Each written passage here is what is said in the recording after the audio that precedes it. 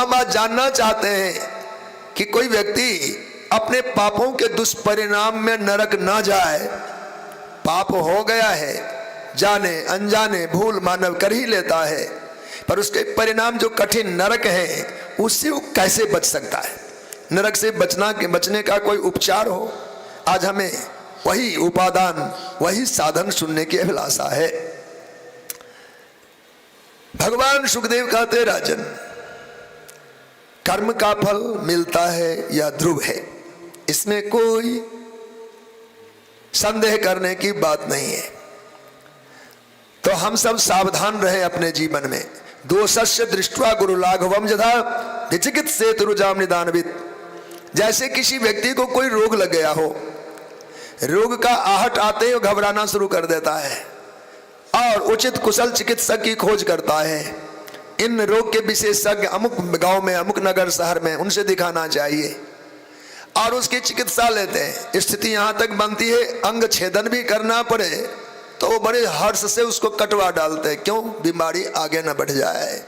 जैसे अंग में लगे रोगों के लिए हम लोग चिकित्सा विधि से जल्दी स्वस्थ नहीं हो पा रहे तो अंग छेदन तक करा करके अपने को सुरक्षित कर लेते हैं, दीर्घायु जीवन जीने की अभिलाषा और आशा कर लेते हैं। ऐसे जीवन में जब कोई पाप बन जाए तो ठीक ऐसे ही सावधान होना चाहिए, इन पापों की चिकित्सा कर लेनी है, अन्यथा कठिन होगा। नरक बड़ा कठिन है। इहैव नरक व्याधि चिकित्साम न करोति जहा गत्वा निरौषधम देशम व्याधिस्था किं करिष्यति। नरक जैसे दुख का निदान यदि जीव संसार में न कर ले, यहाँ से जाने के बाद भला क्या उपाय करेगा? वो निरौषध देश है, अर्थात वहां दवाएं नहीं है। संसार में उपचार है। अगर रोग बन गया, पाप बन गया, यहाँ औषधि भी है, औषधालय भी है और चिकित्सक भी है। रोग कैसा भी हो क्यों ना हो, पाप कैसे क्यों ना बन गए हो, ऐसे पापों की दवा भगवान का नाम है, भगवान की कथा और सत्संग है। और उन दवाखाना में सत्संग का भवन, सत्संग भवन जो है दवाखाना है, और सत्संग को हम सबको बांटने वाले और चिकित्सक कहे गए हैं। यहाँ चिकित्सा की विधियां हैं, चिकित्सक हैं, चिकित्सालय है और औषधि भी है। इसलिए भगवान नाम का आश्रय लेकर के अपने रोगों से मुक्त हो जाना चाहिए। कई बार होता क्या है, हम लोग कई पापों को स्मरण करके उसकी प्रायश्चित करते हैं और पुनः दोहरा भी लेते हैं, भूल जाते हैं, गलती फिर से होती है। भगवान सुखदेव कहते, राजन प्रायश्चित मतोपार्थम मन्ये कुंजर शौचवत। इस उपचार को हम मानते हाथी के नहाने जैसा। सुना है कि हाथी गहरे जल में खेलता है, हाथी नहाता है, पानी में बड़ा सुख पाता है, शुंड में पानी भर भर कर फुहारे छोड़ता है, हथनियों को नहलाता है। घंटों तक पानी में जल क्रीड़ा करने के बाद हाथी जब जल से बाहर आता है तो अपनी शुंड में फिर से मिट्टी भरेगा और अपने माथे पर डाल देगा। हाथी घंटों नहाया है, इतना पवित्र और स्वच्छ हो गया, फिर ऊपर आते ही धूल ढूंढता है और धूल अपने माथे पर डाल लेता है। ऐसे हम संसारी जीव किसी भी भूल चूक के निदान के लिए धर्म पुण्य सेवा सत्कर्म कर तो लेते हैं, फिर ऐसी गलती हो ही जाती है, फिर से हम धूल नहाए धोए सिर धूल बिखेरे। मन हाथी नहीं काबू मेरे, एक काबू नहीं आता, फिर से धूल मिट्टी लगा डालता है। अब ऐसी भूल चूक गलती होती रहे, इसका कोई निदान है क्या?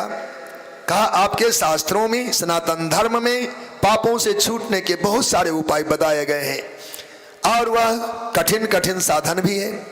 भगवान सुखदेव कहते, राजन तपसा ब्रह्मचर्येन समेन च दमेन च त्यागेन सत्य शौचाभ्याम यमेन नियमेन च देह बाग बुद्धिजम धीरा धर्मज्ञा श्रद्धान्विता क्षिपंतगम महदपि वेणु गुल्म मिवानलः। राजन तपस्या करने से पाप का क्षय होता है। कोई साधक निश्चय कर ले, अब से मैं तप करूंगा। तप का तात्पर्य क्या है? तप से तात्पर्य है सहना, प्रतिकूलता को झेलना। आज व्रत है, अन्न की उपलब्धि है, भोजन न करना। आज अनुकूलता हवा आदि की है, न लेना। कृत्रिम बिजली की साधन है, न चलाना। साधु इन प्राकृतिक साधनों का उपयोग नहीं करते, इसको तप कहते। त्याग का नाम तप है, सीधा सा अर्थ है। हम अपने सुखों का जो त्याग करें उसी का नाम तप है। ब्रह्मचर्य ना, ब्रह्मचर्य का पालन करें।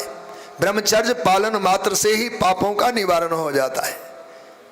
ब्रह्मचर्य कहने मात्र से लगता है कोई साधु सन्यासी या विरक्त ब्रह्मचारी का धर्म होता होगा, नहीं, ये गृहस्थी का भी धर्म है। गृहस्थी भी ब्रह्मचारी होते, शास्त्रों में वर्णन है, मनुस्मृति में लिखा है। जो ऋतु काल कहे जाते हैं, उन ऋतु काल में जो गृहस्थ धर्म में प्रवेश करे और जीवन में इतना अंकुश रखे, संयम रखे, केवल ऋतु काल में ही नारी संगम करे, वो पुरुष आजीवन ब्रह्मचारी का उपमा पाता है। शास्त्रों ने उसे ब्रह्मचारी कहा है। केवल ऋतु का संगम करने वाला पुरुष आजीवन ब्रह्मचारी है। ये ब्रह्मचर्य है। जितना संयमशील होगा उनके पाप क्षय होंगे। समय ना, सम कहते हैं मन, चित्त, बुद्धि, अहंकार, अंतःकरण जिसे हम कहते हैं। अंतःकरण को नियमन में रखना, संयम में रखना, कमांड करना, उसको शासित रखना। मन से कभी किसी प्रकार की उच्छृंखलता ना हो, चित्त में विक्षेप ना आवे, बुद्धि कभी मलिन ना हो, अहंकार कभी दूषित ना हो। इन पर ध्यान रखे, उनको शुद्ध रखे। इसका नाम सम है। जो अंतःकरण संभाल के रखता है उनके पाप नहीं रह जाते। दमे ना, दम कहते हैं 10 इंद्रियों को दमन करना। 5 ज्ञानेंद्रियां, 5 कर्मेंद्रियां, इन सब पर जो शासन करता है, इनको जो संयमित रखता है, ऐसे साधकों को पाप छूता नहीं।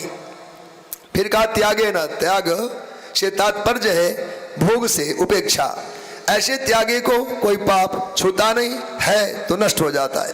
फिर कहा सत्य भाषण से, सत्य शौचाभ्याम, सत्य बोलने वाले को पाप नहीं छूता है तो मिट जाता है। सत्य भाषण की बड़ी महिमा है।